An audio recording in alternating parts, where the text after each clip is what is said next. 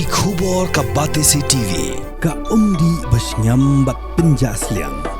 Rupa Premium Meghalaya.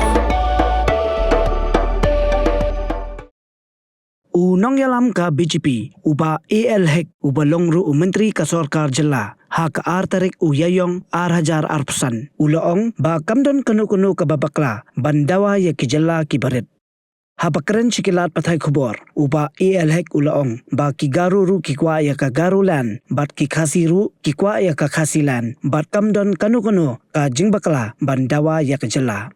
Kani ka jingkantho jong uba AL-hek kalong halor ka thamakatien hapdeng Menteri rangba barim ka Jylla Manipur N Biren Singh bat Menteri rangba ka Jylla Meghalaya Konrad ki Sangma hadin balapan pau ya ka Dawa Jylla Barit dau porno Sangma ubala khladno. Like the Garo also they want the Garo lang. Khasi also want the Khasi lang. What's wrong to ask a small state? Tell me what is wrong. Tell me if there's anything wrong to ask a small state. That's no problem at all.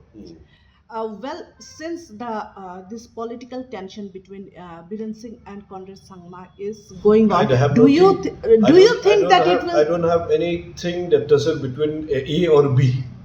I have only the interest of the people of the state and the state of Meghalaya. That's all only.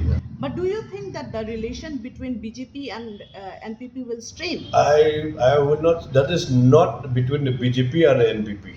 I don't see anything that is between the BJP and NPP. I don't see anything like that. Because of tussle between A or between B, I have nothing to say. Any tussle between any person to any person.